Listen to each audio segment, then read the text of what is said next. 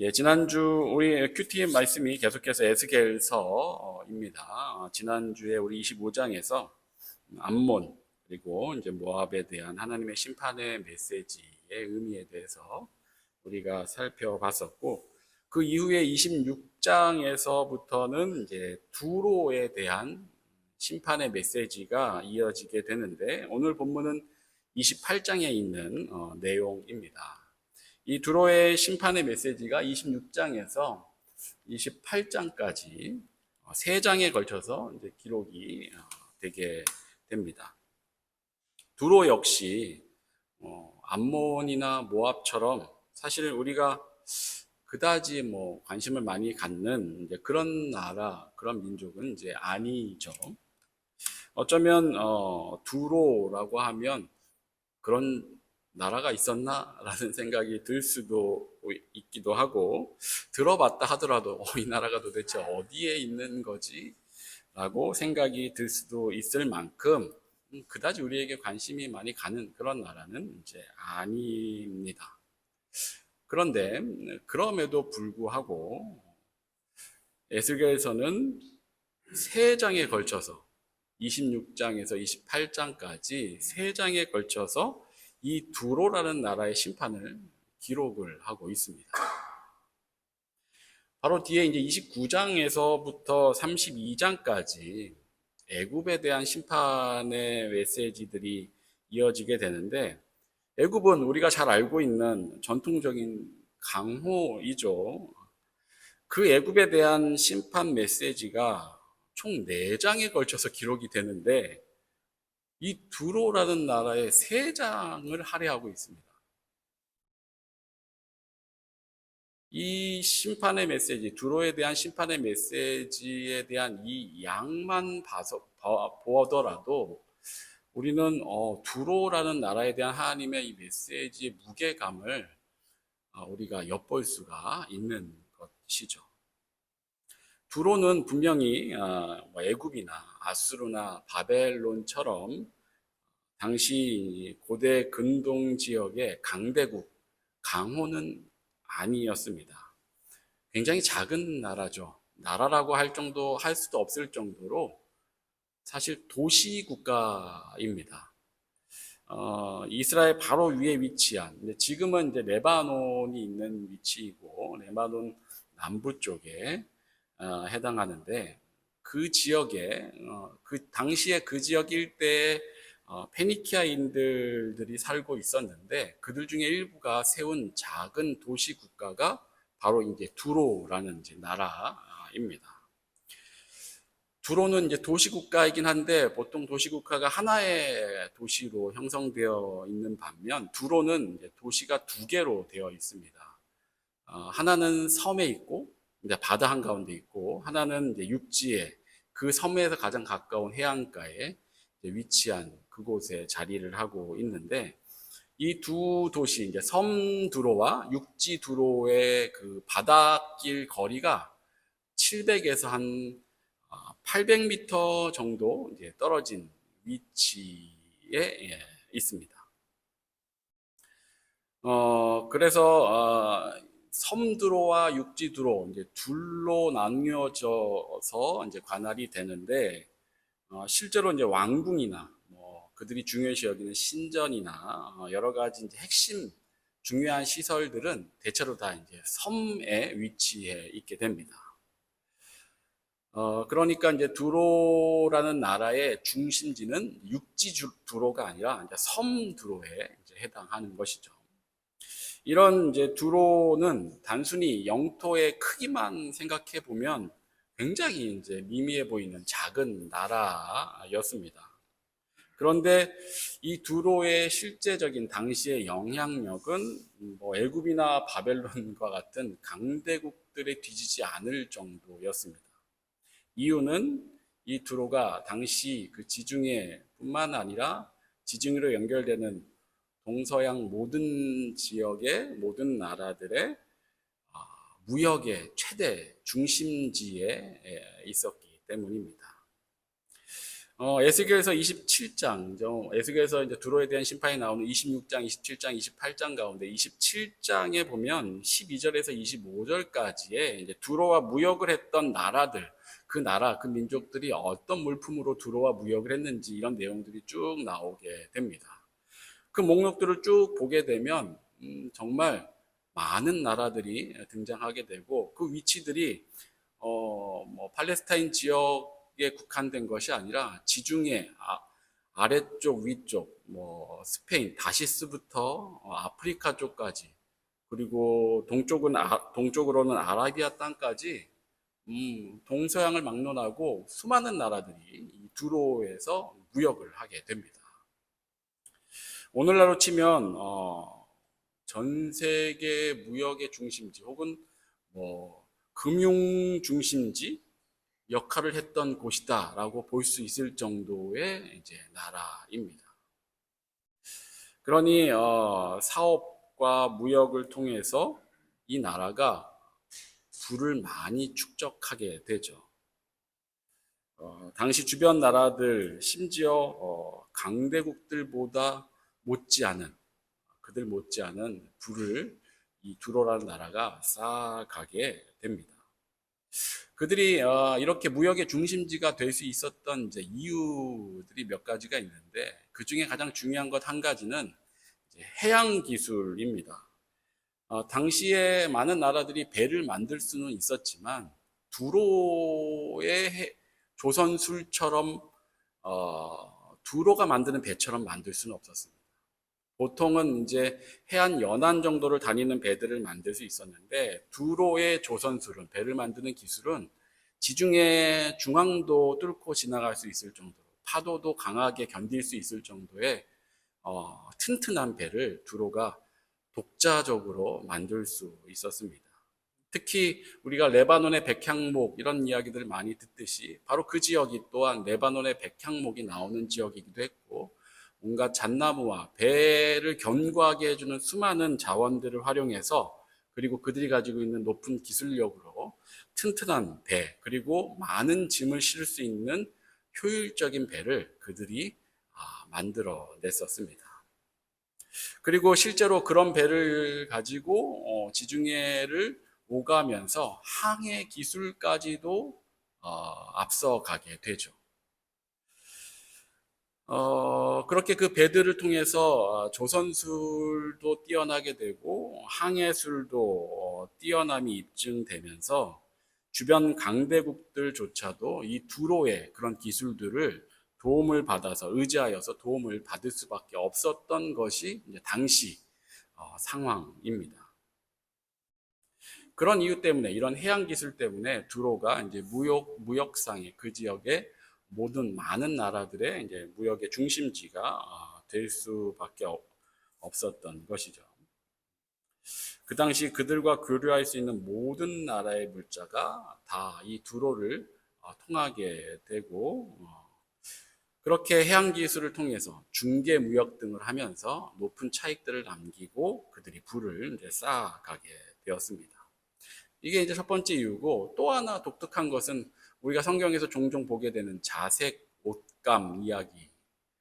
루디아가 자색 옷감 장수였었죠. 자색 옷감, 보라색 옷감은 당시의 왕이나 굉장히 최상류층 귀족들만 입는 그런 이제 옷감이었죠. 왜냐하면 보라색을 내는 기술 자체가 어렵기 때문에 그렇죠. 그 지역에 있는 특별한 달팽이 같은 소라 같은 그런 생물에서 많은 걸 잡아야 겨우 조금 만들어낼 수 있는 그 정도의 그 정도로 자색을 내는 것 자체가 어려운 상황이었기 때문에 자색으로 만들어진 옷감은 굉장히 이제 비싸게 이제 팔리게 되었었습니다. 그런데 곳곳에서 이 자색 옷감들을 이제 만들어내긴 하는데 그 중에서도 이 두로산 자색 옷감, 당시 이제 티리안 퍼플이라고 하는 이게 이제 두로산 보라 옷감이라는 의미인데 그것이 가장 최상품으로 이제 불렸습니다. 여겨졌던 거죠. 그래서 한때는 같은 무게의 순금보다 이 티리안 퍼플이 더 비싸다고 여겨질 정도였었다라고 합니다. 그렇게 두로는 이 자색 옷감을 통해서도 이제 부를 계속해서 축적해 가게 되었었던 것이죠. 이런 두로의 기술력 때문에 그들이 주변 나라들보다 많은 부를 쌓을 수 있었고, 그 가진 부들이 더욱더 좋은 기술력들을 가질 수 있게 만들었지 않겠나라고 추측이 됩니다. 그래서 솔로몬도, 물론 이제 다윗의 영향이 있었지만, 솔로몬도 성전과 왕궁을 지을 때 이 두로 왕 히람의 도움을 받게 되죠.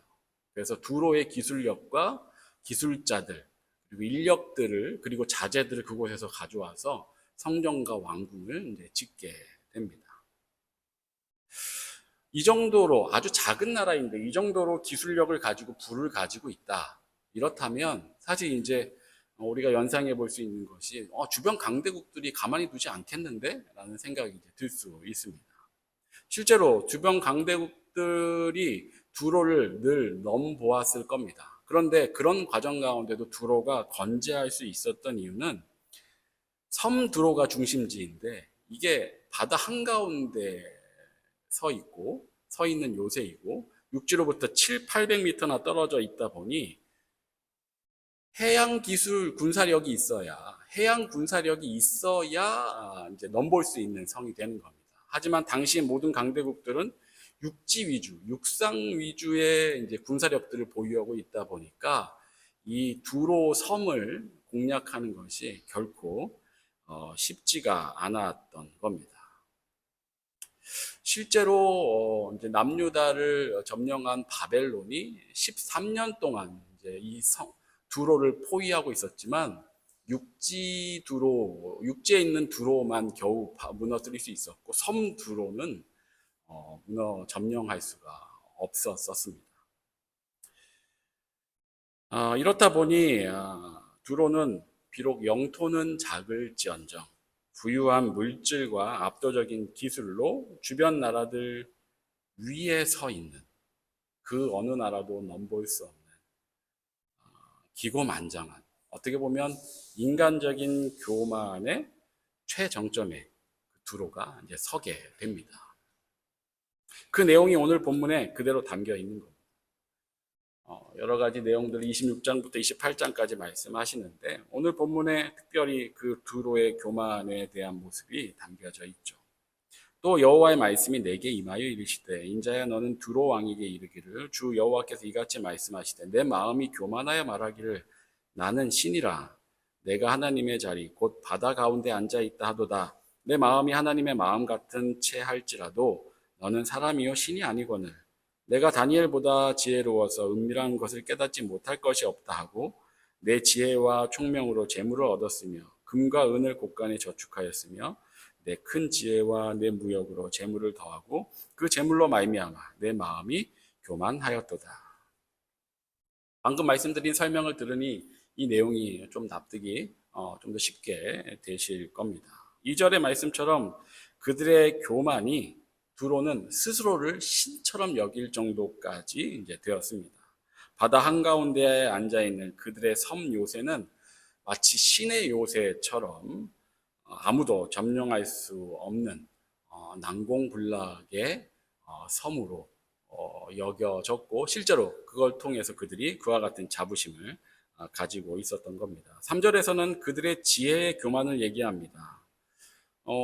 다니엘의 얘기가 나오는데 에스겔과 동시대 인물이었던 다니엘, 당시로서는 바벨론에서 하나님의 지혜로 수많은 일들을 해나갔던 어떻게 보면 지혜의 대명사였던 다니엘을 하나님께서 말씀하시며 두로가 다니엘보다 자신들이 더 지혜롭다라고 여겨서 그 어떤 것도 그들이 깨닫지 못하는 것이 없다라고 했을 정도라고 말씀하십니다.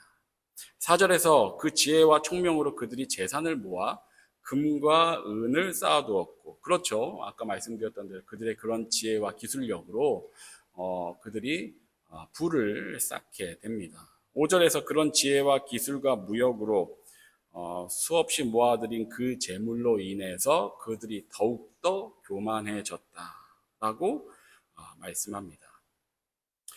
결국 이런 두로는 하나님 보시기에 매우 이제 악해 보였죠. 스스로를 신처럼 여길 정도로 교만해진 그들이 자신들의 힘과 지혜로 모은 많은 재물과 자신들이 세운 섬 요새와 해양 기술로 주변 나라들이 넘볼 수 없는 자리에 우뚝 서서 마치 신이 된 것 마냥 교만해졌으니, 어찌 보면 흡사 창세기 11장에 있는 바벨탑의 모습처럼 이 자체가 하나님 보시기에 충분히 분명히 매우 악해 보였던 것이 확실합니다.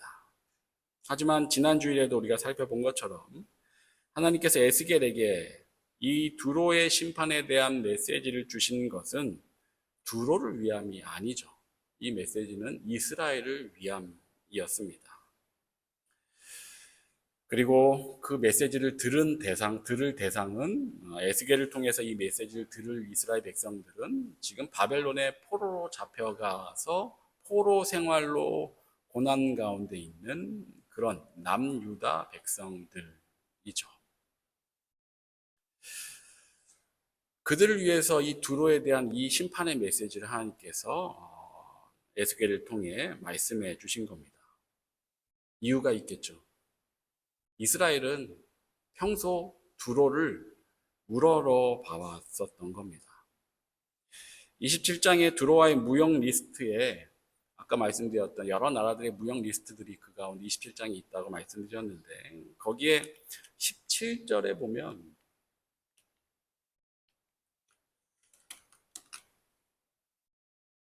유다와 이스라엘의 무역 내용도 기록이 되어 있습니다.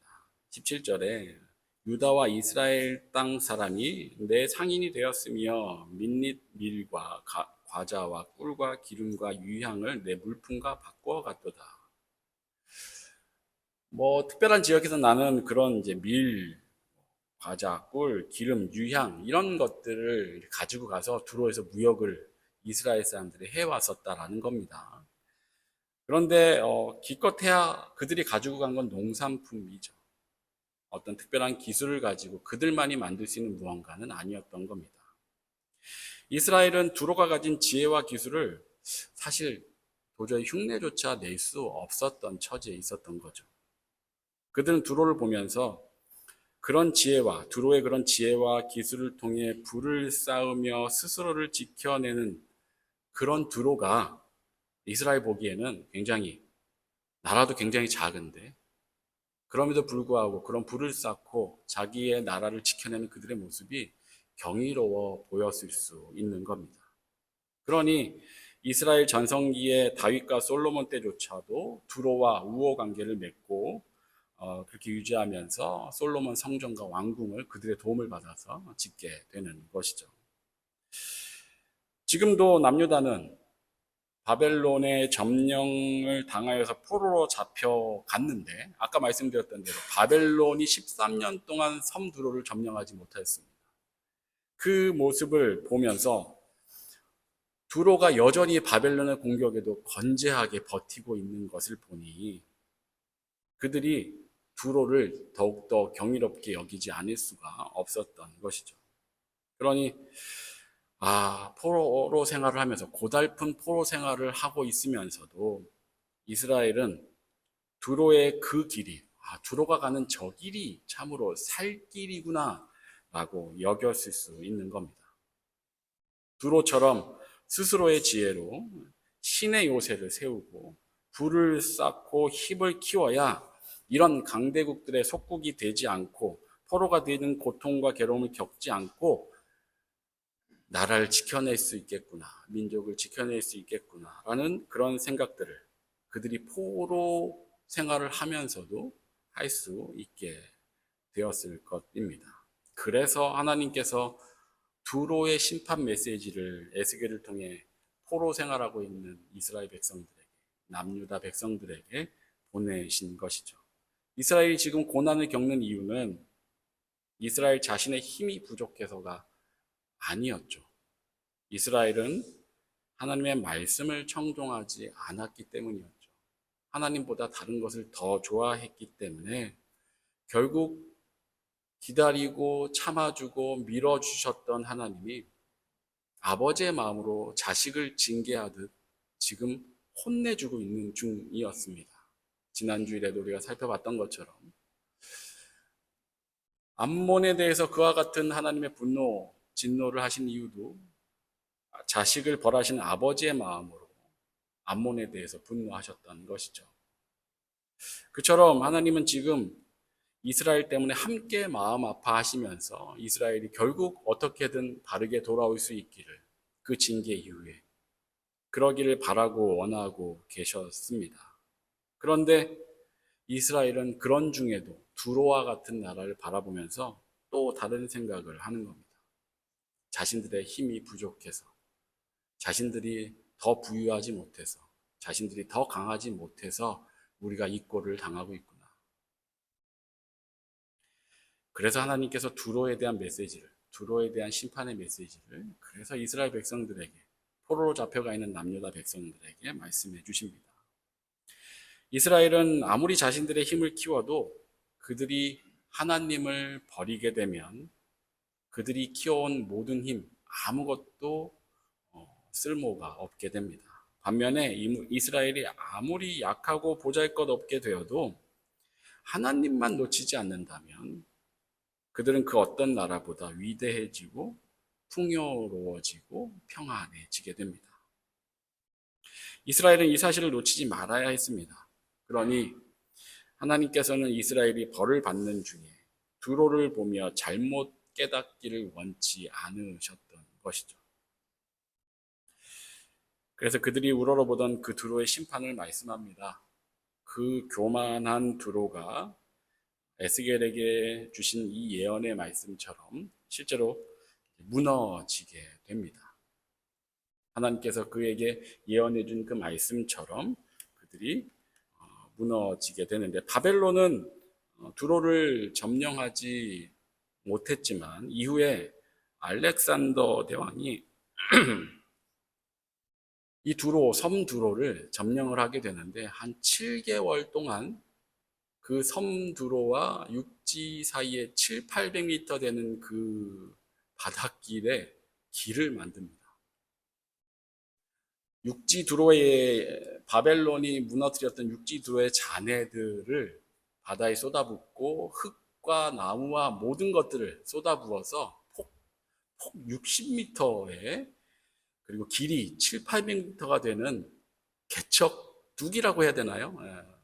그 둑을 만들어서 결국 해양기술과 접목하여서 7개월 만에 알렉산더가 섬 두로를 점령하게 되는데, 그 내용이 26장에 나와 있는 그 말씀 그대로입니다. 이를 통해서 하나님께서 이스라엘아, 너희가 바라봐야 할 것은 두로의 그 기술과 힘이 아니다, 하나님의 하나님 되십니다 라는 것을 분명하게 말씀해 주고 계신 것입니다. 두로의 인간적인 교만, 자신의 지혜와 물질로 스스로 신처럼 여긴 그 교만은 분명 하나님 앞에서 큰 죄악이고 그릇됨입니다.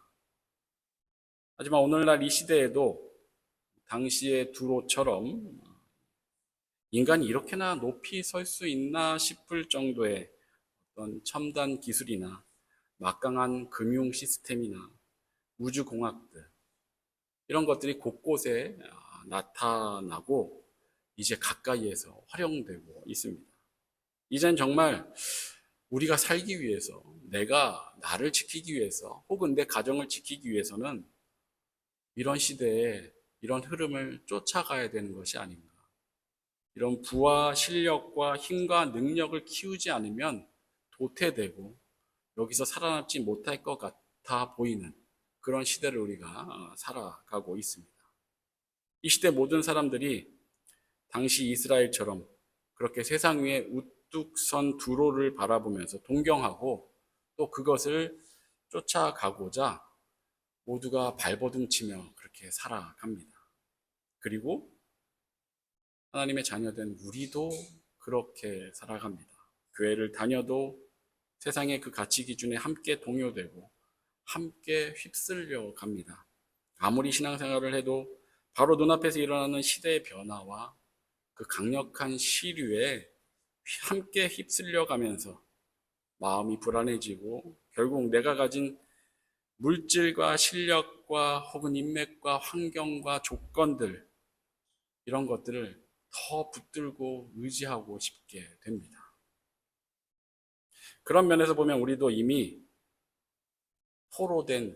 바벨론에 포로된 유대 사람들, 남유다 백성들과 동일합니다. 우리는 그렇게 세상의 가치관에 포로가 되어서 그것들에 붙들려 두로를 동경하며 살아가고 있는 것입니다. 그런 우리에게 오늘 본문의 두로의 심판에 대한 하나님의 메시지는 바로 우리에게 주시는 말씀이 되는 것이죠. 우리가 바라보고 동경하는 이 세상의 바벨탑, 하지만 아무리 견고하고 뛰어나고 위대해 보여도 하나님은 우리에게 분명히 말씀하십니다. 그것은 결코 신이 아니라 그저 인간인 피조물의 산물일 뿐이다라고 우리에게 말씀하십니다. 그리고 그런 인간의 교만은 결국 하나님 앞에서 두로처럼 무너지게 될 것이라는 것을 우리에게 말씀해 주십니다. 그러니 두로를 바라보지 말고 하나님을 바라보라고 오늘 말씀을 통해 우리에게 말씀해 주십니다. 우리가 아무리 자신의 힘을 키워도 하나님을 버리면 우리가 키워온 그 모든 것들은 아무짝에 쓸모없게 됩니다. 반면에 우리가 아무리 약해 보이고 보잘것없어 보여도 하나님만 놓치지 않는다면 우리는 그 어떤 이들보다 위대한 자리에, 풍요로운 자리에, 평안한 자리에, 기쁨의 자리에 서 있게 될 것입니다. 두로의 교만을 통해 하나님을 바라보라고 하시는 이 말씀을 우리 마음에 잘 새기고 이 시대 거친 시류를 잘 이겨내는 저와 여러분 되시길 진심으로 축원합니다. 기도하겠습니다. 주님, 오늘도 우리가 주님 말씀 앞에 서게 하여 주시니 참으로 감사를 드립니다. 오늘 말씀을 통해 자신의 힘으로 높아진 두로를 바라보며 동경한 이스라엘의 그릇됨을 우리가 분명히 잘 깨닫고 기억하게 하여 주시옵소서. 우리 삶에도 두로처럼 하늘까지 높아져 있는 시대의 산물들이 우리 주변에, 우리 앞에 질비해 있음을 보게 됩니다. 하나님을 놓치면 어느새 그런 시류에 함께 휩쓸려 내려가게 됨을 분명히 기억하게 해주시고 눈앞에 펼쳐져 있는 위대한 것들보다 더 위에 계신 하나님을 바라봄으로써 거친 시류를 거슬러 하나님을 의지함으로 하나님을 통해 더 위대해지는 우리 모두가 되게 하여 주시옵소서. 감사를 드리며 예수 그리스도 이름으로 기도합니다. 아멘.